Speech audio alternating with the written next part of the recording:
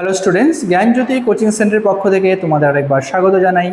আমি রাজীব স্যার এবং আজকে আমরা আলোচনা করব কলকাতা ইউনিভার্সিটির আন্ডারে তোমরা যারা পলিটিক্যাল সায়েন্স নিয়ে 4th সেমিস্টারের জন্য পড়াশোনা করছো DSCC 5 পেপারের জন্য, তাদের যে আজকে টপিকটা থাকবে সেটা হলো 5 নম্বরের সাজেশন। ঠিক আছে, এটা খুবই গুরুত্বপূর্ণ এবং এখান থেকে তোমরা 100% কিন্তু কমন পাবে। তো এই সাজেশনটা ভালো করে ফলো করো 5 নম্বরের কোশ্চেনের জন্য।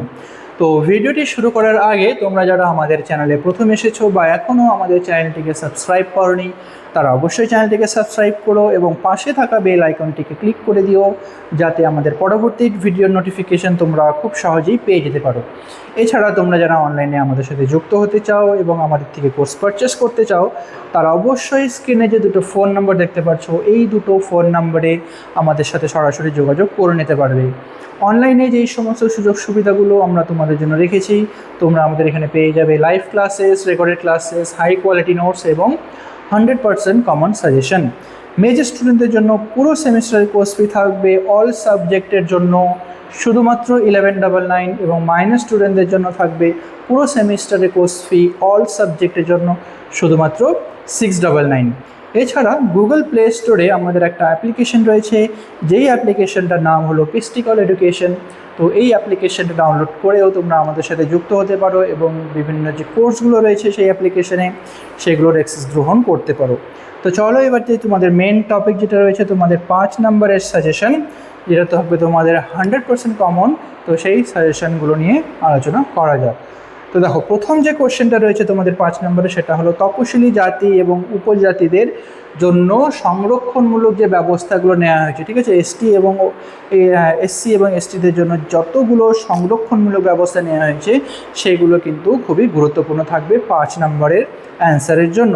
দ্বিতীয় নম্বরে রয়েছে ভারতের যে কোনো একটি আঞ্চলিকতাবাদের আন্দোলন বা উপ আঞ্চলিক আন্দোলনের উদাহরণ, যেমন গোর্খাল্যান্ড যে আন্দোলনটা হয়েছিল সেই সম্পর্কে তোমাদেরকে আলোচনা করতে হবে। এটা 5 নম্বরের জন্য থাকবে। তৃতীয় নম্বরে রয়েছে ভারতে ভোট ব্যাংকের রাজনীতি এবং জাতপাত। তো ভোট ব্যাংক যে রাজনীতিটা এখন হয়ে থাকে এবং জাতপাত নিয়ে যে সমস্ত রাজনৈতিক কর্মকাণ্ডগুলো হয়ে থাকে, এগুলো নিয়েও আলোচনা থাকবে তোমাদের 5 নম্বরের জন্য। চতুর্থ নম্বরে রয়েছে ভারতের নতুন কৃষক আন্দোলনের বৈশিষ্ট্য। ঠিক আছে, যে কৃষক আন্দোলন হয়েছিল ভারতে, এই কৃষক আন্দোলন, যে নতুন কৃষক আন্দোলন, এই আন্দোলনের বৈশিষ্ট্যগুলো। পঞ্চম নম্বরে ভারতের দলিত আন্দোলনের প্রধান সামাজিক লক্ষ্যসমূহ। দলিতদের আন্দোলনের যে সামাজিক লক্ষ্যগুলো রয়েছে সেগুলো কিন্তু খুবই গুরুত্বপূর্ণ থাকবে। ঠিক আছে, আচ্ছা। 6 নম্বরে রয়েছে চিপকো আন্দোলন বা নর্মদা বাঁচাও আন্দোলন। নর্মদা নদী বাঁচার জন্য একটা আন্দোলন করা হয়েছিল, যেটাকে আমরা চিপকো আন্দোলন হিসেবে জেনে থাকি। সেটাও কিন্তু থাকবে তোমাদের গুরুত্বপূর্ণ একটি কোশ্চেন।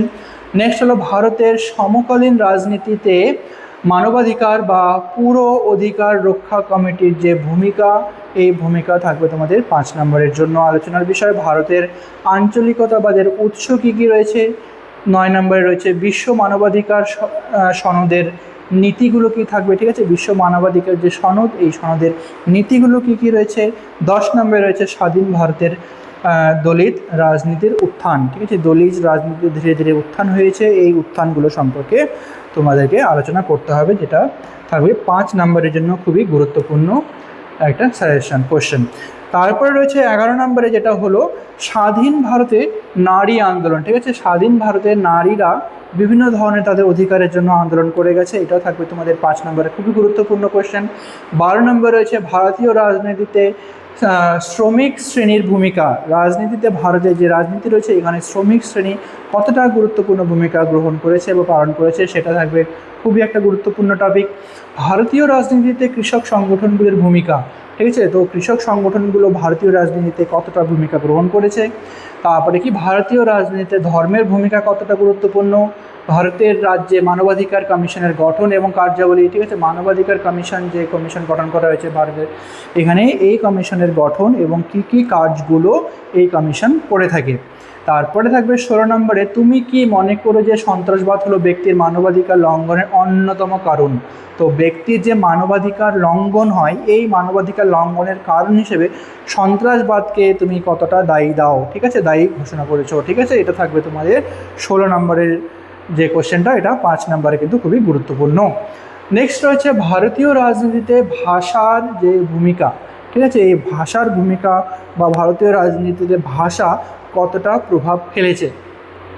তারপরে রয়েছে 1948 সালে জাতিসংঘে গৃহীত মানবাধিকার ঘোষণা। তো 1948 সালে মানবাধিকার যে ঘোষণা করা হয়েছিল ভারতীয় রাজনীতিতে, সেটা সম্পর্কে পড়তে হবে। ভারতের জাতীয় মানবাধিকার কমিশনের কার্যাবলী, ঠিক আছে, ভারতের জাতীয় যে মানবাধিকার কমিশন আছে, এই মানবাধিকার কমিশন কী কী কাজগুলো করে থাকে সেটা থাকবে তোমাদের খুবই গুরুত্বপূর্ণ একটা বিষয়। তারপরে 20 নম্বরে যে রয়েছে ভারতের পরিবেশ আন্দোলনের বৈশিষ্ট্যগুলো কী কী রয়েছে, ঠিক আছে, ভারতের পরিবেশ আন্দোলনের যতগুলো আন্দোলন করা হয়েছে পরিবেশ আন্দোলনের জন্য, সেই আন্দোলনের বৈশিষ্ট্যগুলো তোমাদেরকে ভালো করে পড়তে হবে।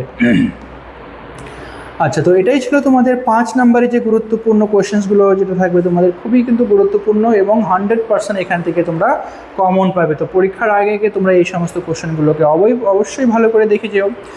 দেখা হবে পরবর্তী ভিডিওতে নতুন কোনো টপিক নিয়ে। ততক্ষণ পর্যন্ত ভালো থেকো, সুস্থ থেকো।